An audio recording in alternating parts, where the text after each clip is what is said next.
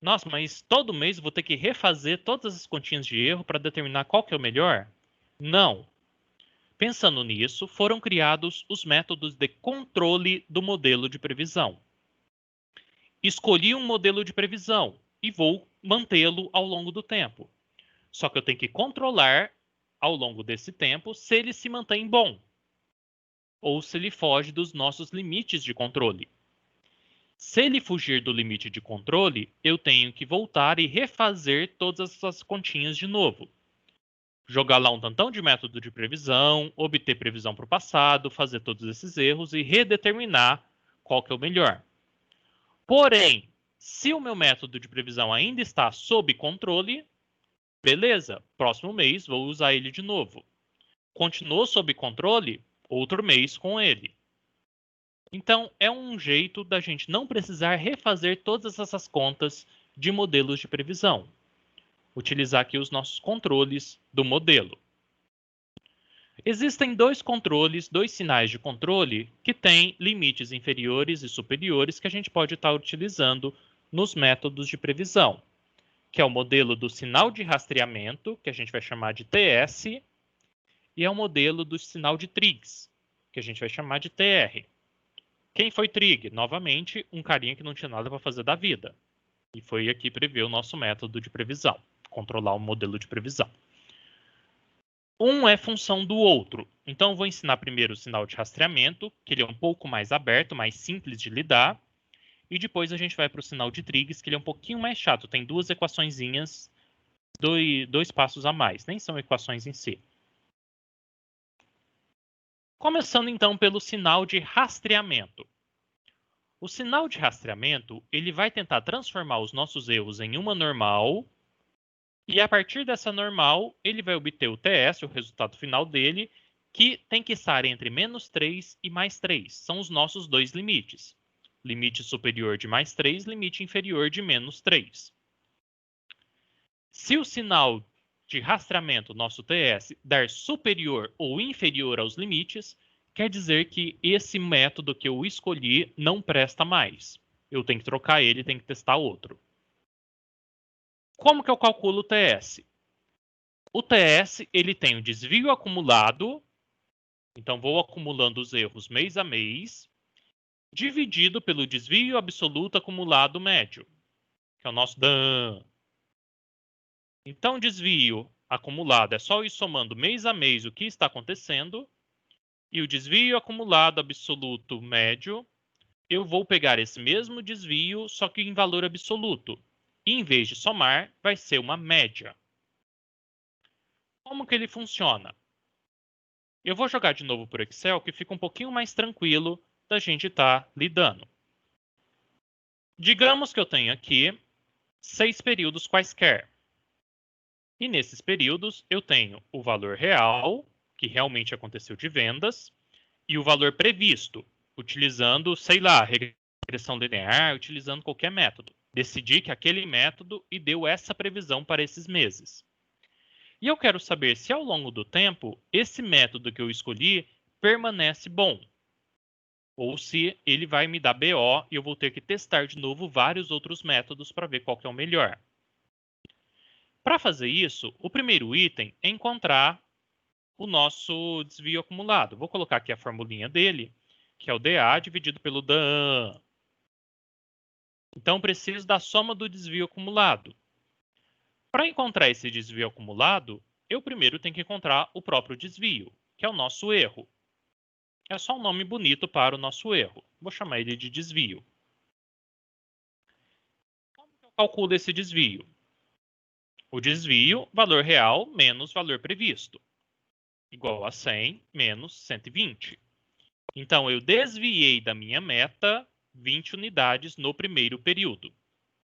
Isso que quer dizer esse desvio. Só colocar aqui bonitinho. Igual vocês sabem, tem um pouquinho de toque, então tem que ficar tudo certinho.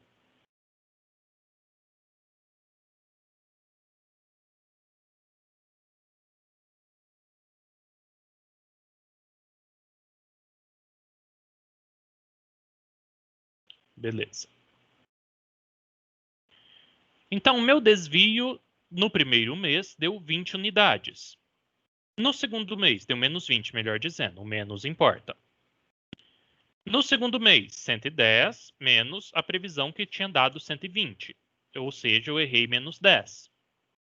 E vou puxar esse erro da agora para frente.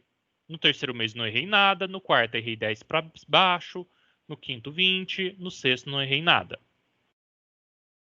Bom, a partir do desvio, eu vou encontrar o nosso numerador. O numerador é o nosso desvio acumulado. Olha que legal, ninguém nunca ia imaginar isso. Como que eu calculo o desvio acumulado? Basicamente, vou acumulando ele mês a mês.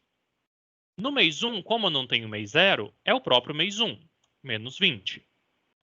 No mês 2, é o menos 10, que eu errei, mais os 20 que eu já tinha do mês passado.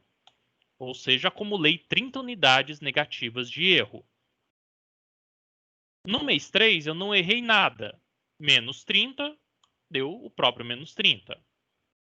Mês 4 eu errei invertido, deu 10 positivo. Menos os 30 que eu tinha errado, deu menos 20. E vou acumulando isso ao longo do tempo. Os dois últimos 0, porque no mês 5 eu errei 20 positivo e tinha 20 negativo acumulado. Então aqui eu já tenho o desvio acumulado, já tenho o numerador do meu TS. Eu vou chamar ele aqui de A, só para a gente entender melhor daqui a pouquinho na fração. Então eu já encontrei o numerador da minha fração. Agora eu vou encontrar o denominador. Para eu encontrar o denominador, eu preciso do desvio acumulado absoluto médio.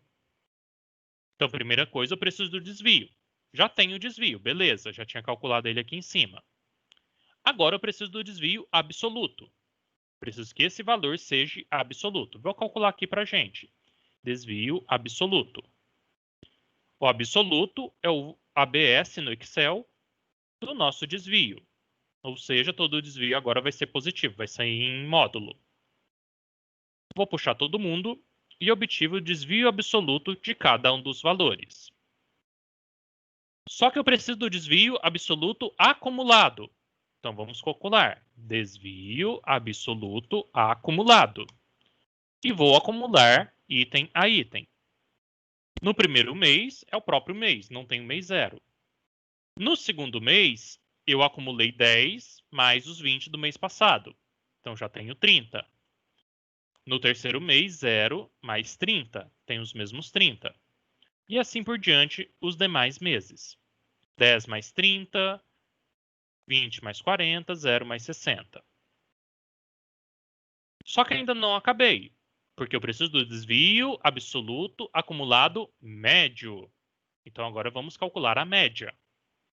Então agora sim eu vou ter o meu denominador, que é o nosso querido DAN. Então vou pegar o desvio absoluto acumulado e tirar a média. Que média que é essa? As médias dos meses que eu tenho. Então no primeiro mês é 20 dividido pelo próprio primeiro mês. Então meu DAN do primeiro mês é 20. E no segundo mês? Eu errei 30, só que está acumulado aqui 2 meses. Quer dizer que meu DAN é de 15. E no terceiro mês? 30 dividido por 3. Meu DAN deu 10. Quarto mês, 40 dividido por 4. Quinto mês, 60 dividido por 5. E no último mês, o mesmo 60 dividido por 6. Então aqui a gente tem o desvio acumulado absoluto médio. Tirei por média dos dados que eu estava somando acumuladamente. E agora eu vou calcular o nosso querido TS. O TS vai ser o A dividido por B. Então, A, que é o nosso desvio acumulado, dividido pelo DAN. Então, igual a dividido por 20. O que aconteceu no primeiro mês? Nosso sinal de rastreamento deu menos 1. Meus limites são entre menos 3 e 3. Quer dizer que está dentro do limite, eu posso continuar utilizando esse método, que legal. Eu não preciso voltar e fazer tudo de novo aquelas contas dos erros. E no segundo mês? Menos 30 dividido por 15. Opa, no segundo mês já deu menos 2. Então, meu sinal de rastreamento está chegando perto do limite. No mês 3, vixe, no mês 3 eu cheguei no limite. Qualquer altazinha aqui, eu já tenho que trocar o método. Vamos ver no mês 4? No mês 4 melhorou um pouquinho. Mês 5, zerou. Mês 6, zerou de novo. Com isso, eu descubro se eu posso ou não manter esse método de previsão para o mês seguinte. Ou seja, para o mês 7, que é o nosso próximo mês, eu posso utilizar o mesmo método de previsão, porque meu TS está sob controle. Então, se eu estou usando aqui, sei lá, regressão linear, para o mês 7, eu posso continuar usando a regressão linear, não vai ter problema. Se eu usei média móvel, para o mês 7 eu posso continuar utilizando. Se por um acaso ultrapassar os limites de controle, aí sim eu tenho que voltar e recalcular todos os métodos de previsão, achar os erros e determinar qual que é o melhor. Mas enquanto eu estou sob controle, eu não preciso fazer isso.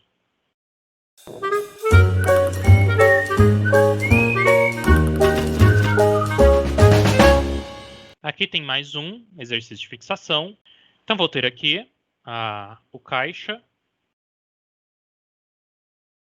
Vou jogar lá no Excel já em cima da nossa fórmula, para andar mais rapidinho. Só que no caso são 7 meses. Eu vou ter que recalcular aqui para o mês 7.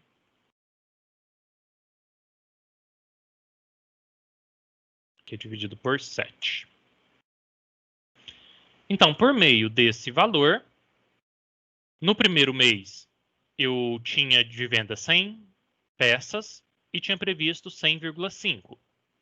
Ou seja, errei menos 0,5. Acumulei os erros e obtive todos esses valores. Depois disso, fiz o absoluto do erro, acumulei os absolutos e tirei a média dos absolutos.